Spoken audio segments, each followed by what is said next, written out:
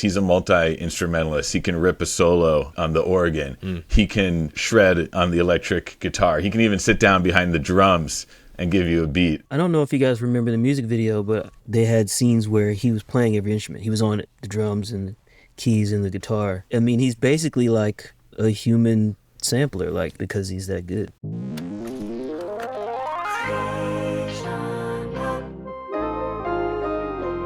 Welcome to Switched on Pop. I'm producer Rihanna Cruz. I'm songwriter Charlie Harding. I'm musicologist Nate Sloan. And I'm engineer Brandon McFarland. So the four of us have convened today to celebrate the life and career, and above all, music, of the immensely talented multi-instrumentalist and performer, D'Angelo. We haven't talked about D'Angelo on Switched on Pop since episode 158, where Charlie and Nate, you two, talked to the writer of the 33 1/3 book on D'Angelo's second record, Voodoo. Faith Pennick, yeah, that's a great convo. D'Angelo is a musician who has so much impact. You can see it in the slew of tributes from collaborators and fans alike, on social media, in print outlets.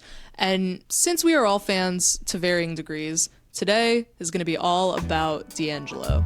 I just want you, man. How does it feel? How does it feel? Did I want to know? Yeah, man. That was D'Angelo's Untitled off the Voodoo album. Man, I haven't heard that song in a while. Album came out when I was maybe a sophomore in high school. I connected to this album and D'Angelo from the very beginning, like, so hard. I think because the music really spoke to me as not only a hip-hop head, but as a church baby. D'Angelo's a church baby. I'm a church baby. I grew up in a church where music was so much of my daily life, and so I always felt this parasocial connection to D'Angelo in that way. And I found out D'Angelo's influences as a child in church were literally the musicians that I grew up with. So we have that connection through the Hawkins family. The Hawkins are a family of musicians and singers and songwriters from Oakland, California, where I grew up. What's a highlight track that's like a typical Hawkins family thing? I think if I play this song, you can automatically make the connection to D'Angelo. The song is called What Is This? By Walter Hawkins and the Hawkins family. And from the first couple of seconds, you'll get it. And it keeps setting my soul on fire. Whatever it is. Whatever it is. Whatever it is. Whatever it is, it won't let me. Wow. But do you hear what I'm talking about? Absolutely. That song is from 1980, and it feels like it's 15 years ahead of its time. The Rhodes, the groove, even the vocal, the way it's written, there's sort of a call and response from the choir, but has more like R&B soul roots inside of it. And when I think about D'Angelo, and I think about his foundations in like gospel and funk and rock and roll, which I'm sure we'll get into later, he just was this conduit for black music that is just one-of-one talent that we're gonna miss. Brandon, I really appreciate you sharing your personal connection to the music, because I feel like we also owe you for this convening. When we found out about D'Angelo passing, and it was just devastating, there was a chat with you on Slack that was like, we gotta celebrate this music. So yeah, I was in my feels. I think a lot of people put him in this bag with like other R&B contemporaries like Badu or Maxwell or Lauryn Hill. With respect to all of them, this guy was different. You know, this guy was like if Dylan and Prince had a baby, different. So on that note, to honor such a powerful and impactful musician, the four of us are going to listen to 3 songs together, one from each of D'Angelo's records, and talk about the beautiful things that can be found throughout his catalog. Let's start with his first album, Brown Sugar, and of course the title track, Brown Sugar. Brown sugar, babe, I guess high off of love, don't know how to behave.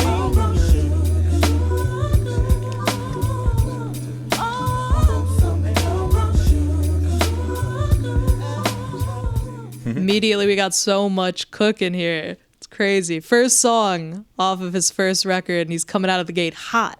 I mean, everybody can feel that this is hip hop we're hearing. Mm-hmm. You know, like you can feel it in the drums. The drums feel like DJ Premier or Marley Marl, like hip hop drums. So automatically he connected to fans of rap music before he even sung a note. Brandon, I love what you said about D'Angelo being a conduit for so many histories and cultures of Black musical expression. And this track, Brown Sugar, is co-produced by an iconic beatmaker in the hip-hop world, Ali Shaheed Muhammad of A Tribe Called Quest. The fact that D'Angelo could bring that gospel neo soul sound to some of the best hip-hop producers in the game, whether it's Ali Shaheed Muhammad on this album or later it'll be DJ Premier on Voodoo, I think that speaks about his ability to reach across all these different styles and assemble them together into something you'd never quite heard before. Yeah. And just for context, this is 1995. If we do a quick search of R&B music in 1995, we have Boyz II Men on Bended Knee.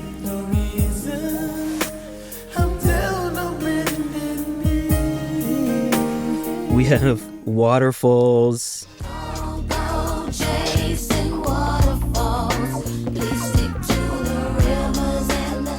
TLC. Jodeci, Freaking You. Like, this doesn't sound like any of that. Brown sugar, babe.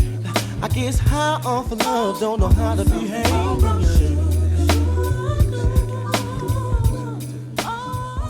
It's so different. What I like about this track is that it feels like you can extract larger musical genius from its simplicity.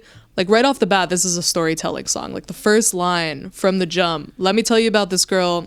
Maybe I shouldn't, right? Like it like sets the tone already, and it kind of launches you into this narrative, which is compelling. You know, I enjoy it.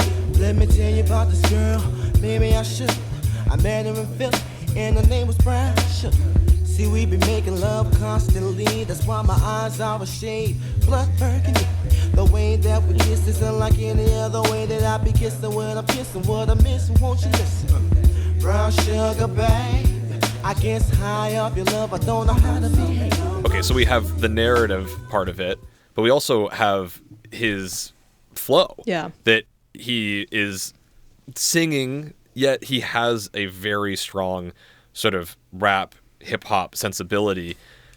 When he rhymes something like, her name was Brown Sugar C, which kind of goes across the bar, rhymes it later with shade blood burgundy, and then the intensification of rhyme, that I be kissin' when I'm kissin', what I'm missin', won't you listen?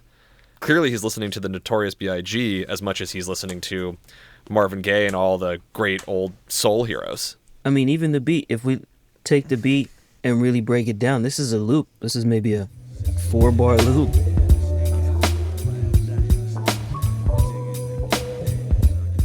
That, I mean, he's expounding on with his vocals, and there's a solo, but he's just rocking to the loop like a rapper would. And I like the solo a lot. I think like the solo is this like kind of out of left field moment in what is largely like a simpler song. You know, it's like a pump fake, right? Like you get this like clear vocals, right, which are not really what you hear in D'Angelo music largely. You get this looped instrumental, which is not, again, something that he's known to do. And then you get this like jazzy solo in the middle that makes it so classic D'Angelo.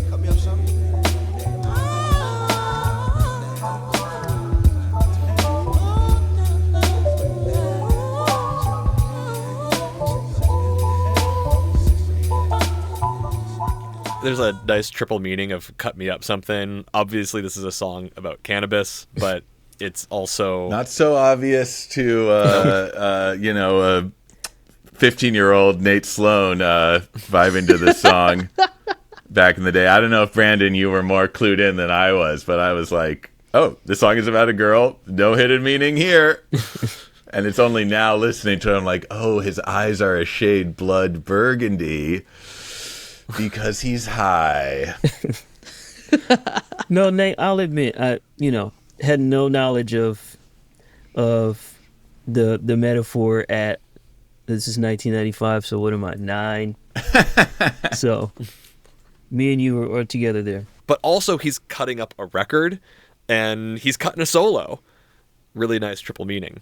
Nice. It's another way he occupies the lineage of folks like Marvin and Stevie and Prince. He's a multi-instrumentalist. He can rip a solo on the organ. He can shred on the electric guitar. He can even sit down behind the drums and give you a beat. Like, this guy is so adept at playing so many different instruments, which might come from his church background, like Brandon mentioned. I feel like that is going to be the fundamental influence on so many of these aspects of his musicianship.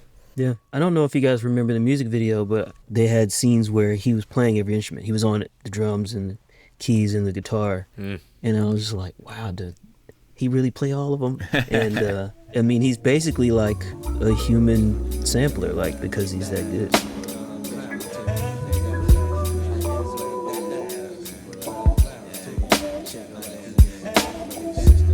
That's sick. I mean, also though, I think something to note here is his vocal technique, right? Like, he is an incredible singer. We're going to discuss this at length today, I'm sure.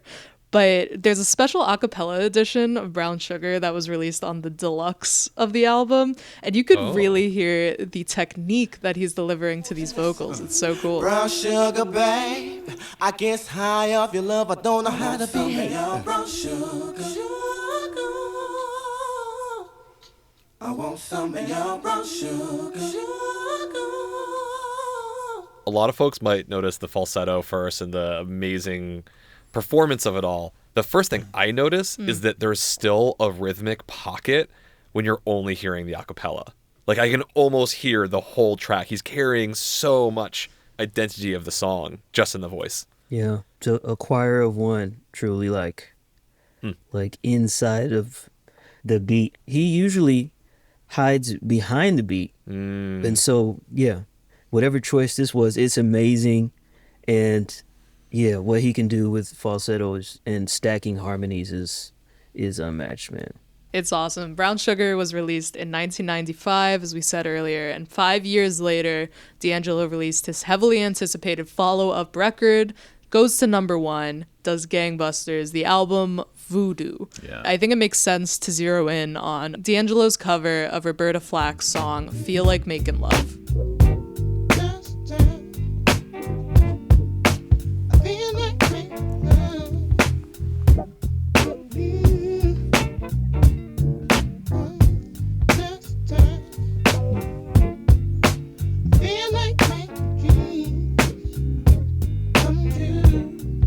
On this song, he spins out Roberta Flack's song, which is less than 3 minutes long, into a 6.5-minute groove.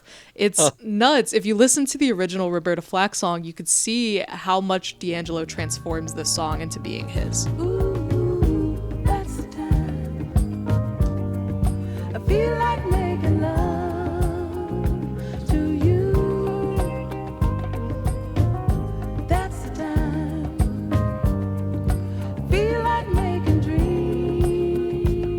When D'Angelo talks about his falsetto in interviews, he uses it to display sensitivity, like masculine sensitivity. And it's just perfect. I think that he's treading that line of, like, always asking, like, is it funky? And then let's move from there. Probably from lots of jam sessions. Pino Palladino, the bass player in the Soulquarians band that he used to record the Voodoo album, and Questlove on the drums, and I just imagined him in the studio, like, just working that groove until it was nice and tight. There's a really nice contrast between what's happening between Questlove and Pino and how D'Angelo is singing.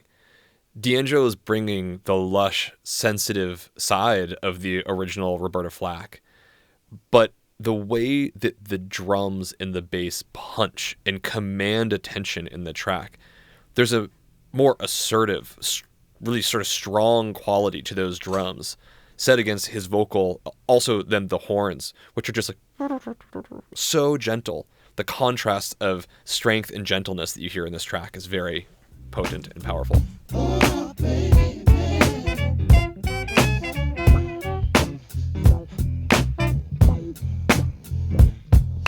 Those horns from the late great trumpeter Roy Hargrove. Yeah. D'Angelo brought him in from the world of jazz along with the guitarist Charlie Hunter. They brought that improvisatory flavor to this recording. I think you're right, Rihanna. It's like such a transformation of the Roberta Flack original. Mm-hmm. The groove, the pocket, and then what they do at the end of each of these choruses. That's the time I feel like making dreams come true. And then in the Roberta Flack version, we get a little interlude and then it goes back to the verse. But here, D'Angelo, Questlove, Roy, etc., Pino, they all just kind of settle into this little funky, this like E dominant groove. And they're just gonna hang out there for a while. They're like, I got no rush. I feel like making love, but I'm not in a rush. I can take my time. I can hang out in this like funky E7 groove for a while, and then when I'm ready, I'll go back. That's the time, you know. It's like it's such a different approach. It's like you said, Rihanna. It's stretched out. Yeah. It's a no hurry. It pays so much respect to the original, but is so thoroughly its own thing.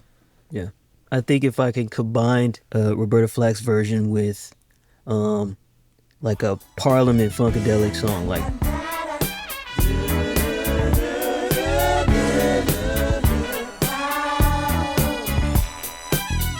That's how we got here. Yeah. All of Parliament songs are at least 5 minutes long because the groove is so good to them they cannot stop playing. That's what I think is happening here. It's like the mix between Parliament, like bringing that funk foundation into soul and R&B of the 70s, Roberta Flack. And I think throughout his entire career, we'll get to this a little bit later, D'Angelo really pays fealty to the greats that have come before him. And covering Roberta Flack here is a choice, similar to how on Brown Sugar, he covered Smokey Robinson's classic, Cruisin'.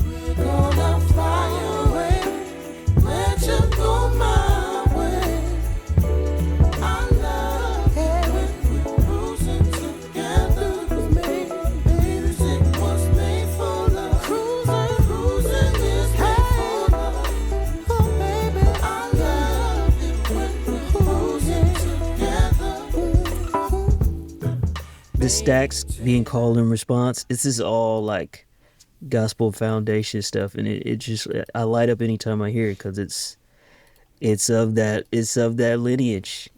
He's just calling back to it every time. Rihanna, can you spin us a little bit of the original Smokey Robinson version so we can hear how D'Angelo put his stamp on this one? Oh, absolutely.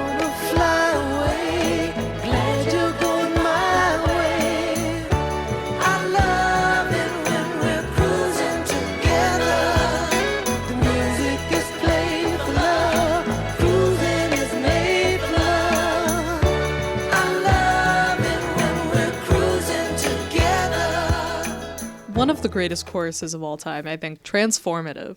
Yeah. Smokey's the GOAT. Once again, I feel like D'Angelo has taken this incredibly anthemic, super familiar song and kind of transformed it in this way. He puts it in that sort of dark, subdued world of his. There's a little bit like more of an edge to his Cruisin' than Smokey's, you know? Something about the harmonies. He's putting a lot of like seventh chords in there.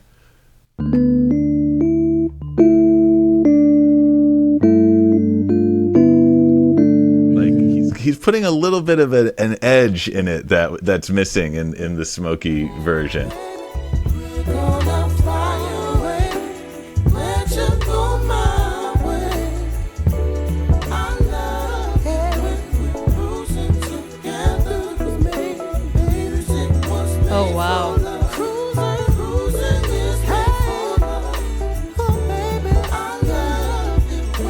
Yeah, it's like minor. He starts the chorus off minor.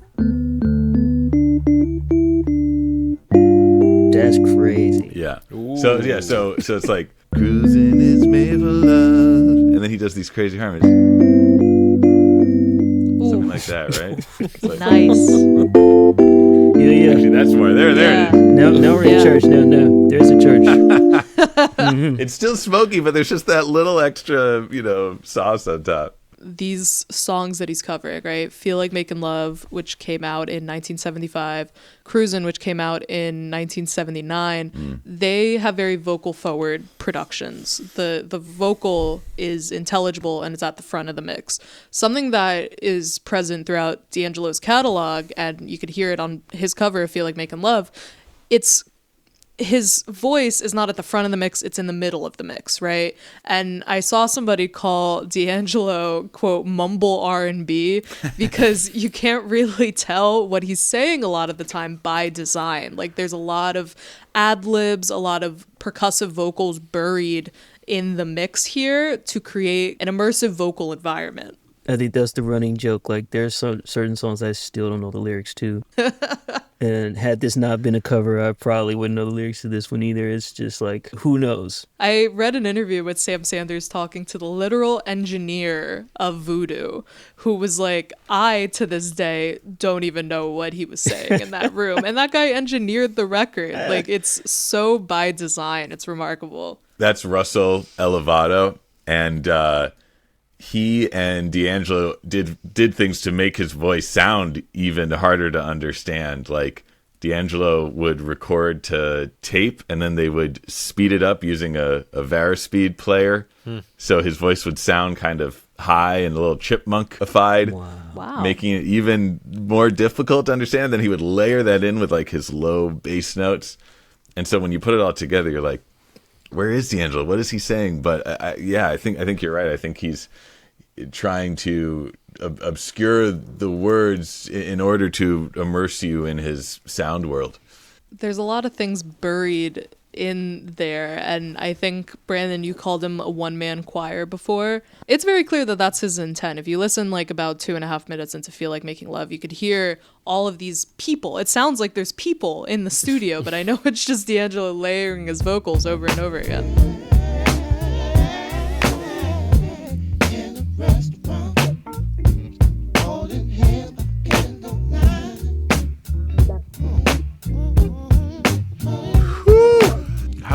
How come no one else can do that? It's wild. It's like Nobody. That is the D'Angelo sound. No one can quite capture it. Somebody like Beyonce, who talks about D'Angelo with the highest reverence, is because of this album. It's because he did so much on the vocal end that anybody, if you could sing, you had to listen to this album to hear what he was doing. Like, I don't know how to best explain it outside of that. When it comes to Feel Like Making Love, there's a sexiness that surges through all of his music. And because of that, his legacy is often quite unfairly reduced down to being a sex symbol. In Jason King's essay on D'Angelo's Voodoo, Jason King wrote about the effects of what the Untitled video had on D'Angelo's career. Of course, the Untitled video, D'Angelo is wearing only a crucifix, dancing in front of a camera, just him and his body. And D'Angelo, in that moment, King says, became recognized in the culture as more of a bachelor stud than a serious musician. And that had detrimental effects to his career and also his mental health, frankly. You know, he retreated from the spotlight after this. And I think labeling D'Angelo as a sex symbol merely ignores his larger talent. You know, even the songs that are sex forward on Voodoo, like Untitled, parentheses, How Does It Feel? These songs have inner musical lives. Now you already got me right where you want me, baby. I just want you, man. How does it feel? How does it feel? There's melodies in the vocal stacks and phrasing in the lyrics that feel wholly unique. It's rare that I hear a song where I'm like, I have never heard any of these pieces before. Like, this is something totally new. Well, and of course, the rhythm, which has been talked about ad nauseum. This group, inspired by the loose rhythms of the producer Jay Dilla, bring this very loose idea of playing all over the beat in ways that are totally unexpected. They really gave a new language to how a band could approach rhythm. The bass could be so far behind the beat. The vocal could be ahead of the beat. The drums could be right on. But maybe the hi-hat is also off. It's all over the place. And we hadn't heard anything like that. And in some ways, maybe it does feel so romantic that people didn't even recognize the innovation because it was so effective at communicating what it was setting out to do. Yeah. And I think we mentioned this before about the simplicity that D'Angelo strived for in his records. Yeah. The space between everything, the three instruments that are there, the drums, the bass, and the keys, and then D'Angelo, like you can count seconds almost in between them. You know, it's just like, boom. Like, it's full of space that makes it an anomaly to me. So on his first two albums, it's clear D'Angelo has established a through line of musical invention and beauty, but often in the public eye, that talent became overshadowed by the sex simpleness of it all. That image put a self-imposed stoppage on D'Angelo's career, and when we come back from break, we'll talk about his musical return in 2014. So 14 years after the release of Voodoo, D'Angelo returns to music with what can be fairly called an opus, I would say, dedicated to Black people and Black music at a time of political unrest and upheaval.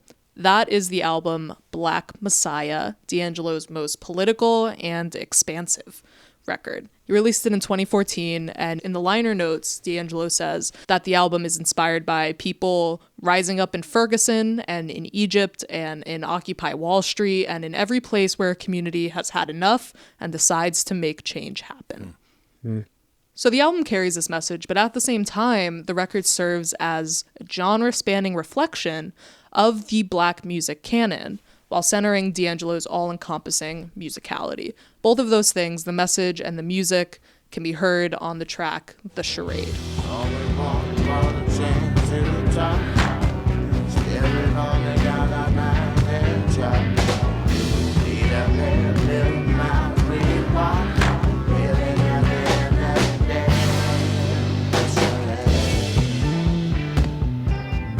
Again, his voice is not at the front of the mix, but in the midst. You know, it's like you're watching a live performance and everything is kind of swirling around you. Yeah, it's slippery. It's behind the beat, but the guitar is driving it.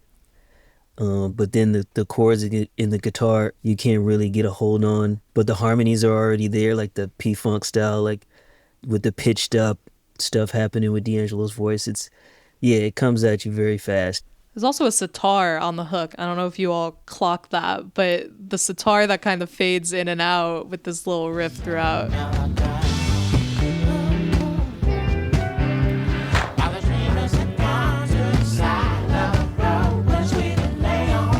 Right here. Is that the maybe sitar guitar? Something we also hear on Stevie Wonder tracks? It's so fast. It feels like a Prince riff. Yeah. Yeah, it's that Dan electric sitar thing, probably. That's cool. If I could think about Black artists from the past that he'd be channeling here, I'd probably think about Curtis Mayfield, one of the forerunners of protest music in the 70s. He has a song called If There's Hell Below, We're All Gonna Go. Let's hear a little bit of that. People running from their worries, while the judge and his juries dictate the law that's partly flawed. Cat calling, love falling, fussing and a cussing. Top billing now is killing. For peace no one is willing. When you enter into the sound of political protest, the spaciousness, silence doesn't work as well. listening to Curtis, it's noisy, it's boisterous, it's distorted, it's incredibly full. I think we hear that same approach on Black Messiah as well. Right, D'Angelo sings, "All we wanted was a chance to talk. Instead, we got outlined in chalk. Feet have bled 1,000,000 miles we've walked, revealing at the end of the day the charade." All we want was a chance to talk. Staring on the God I might have tried. Need a little mile we walk. Feeling at the end of the day.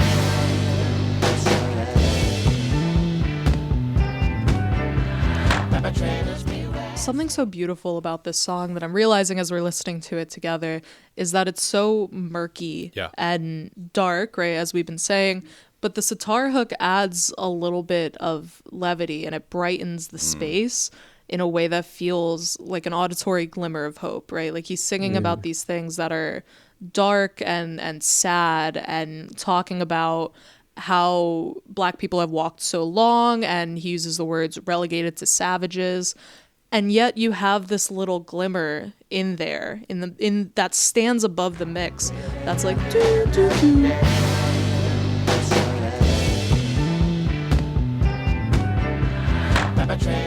Another way of thinking about the use of that instrument is that the sitar has a main string that causes other sympathetic strings to resonate.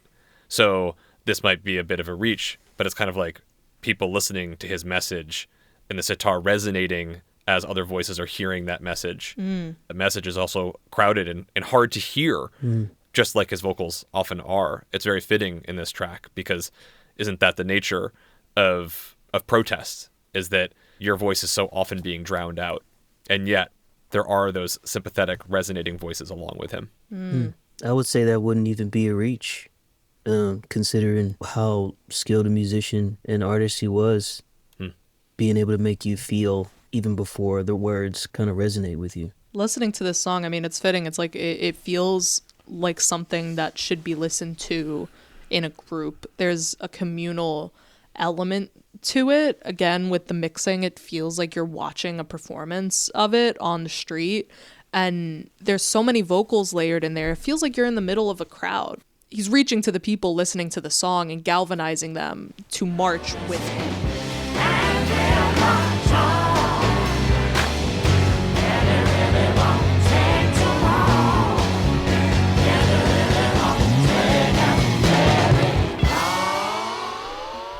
I want to talk about D'Angelo being influenced by funk and rock and roll and maintaining that Black history with rock music and being able to still be that bridge. And this song, with the way the drums are hitting and the guitars, feels like a Jimi Hendrix song. Oh, yeah. Oh, those hammer-ons, that kind of a thing. Yeah. That's very Jimmy.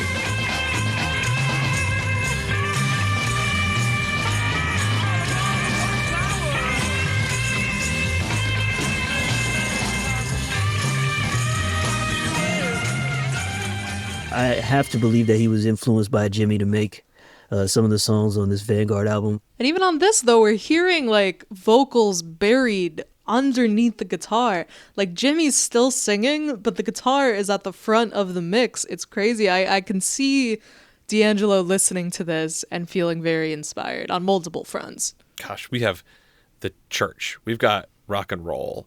We've got hip hop. We've got R&B. He was synthesizing all of it. Yeah. And not making it sound dated. Like it all sounded fresh. How? How did he do it?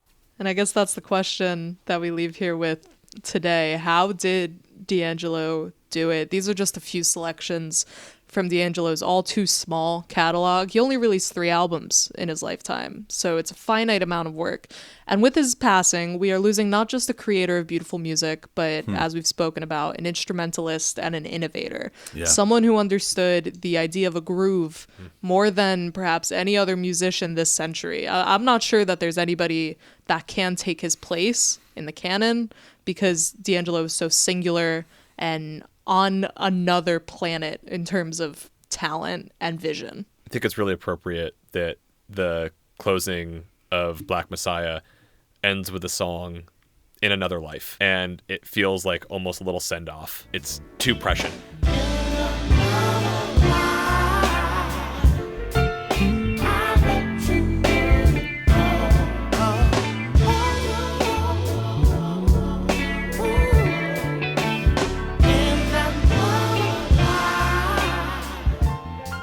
He's ascended. He's left us all feeling ascendant. Thank you all for coming together to celebrate D'Angelo's music. Absolutely. Thank you for doing this. Anytime. I'll be running Brown Sugar all day. Switched on Pop is produced by Rihanna Cruz, engineered by Brandon McFarland, edited by Lissa Soap, illustrations by Aris Gottlieb, theme music by Jossie Adams and Zach Denario of Arc Iris, who helped the show win a Signal Award for Best Original Score. Let's We're very go. proud. We're so thankful to Zach and Jossie. We're also so thankful to you all for supporting us. Switch on Pop has also won the Signal Award for Best Music Podcast. It is just such a pleasure making this show with all of you and getting to think about music every single week. To be clear, it's the Gold Award, Charlie. I don't know if you said that. We won gold. Yeah. Nice. Yes. And the rest of our credits. Switch on Pop is a production of Vox Media. We are part of New York Magazine and Vulture. You can subscribe at nymag.com/pod. We'll be back next week. We're going to be going tit for tat on Tuesday. And until then, thanks for listening. Thanks for listening.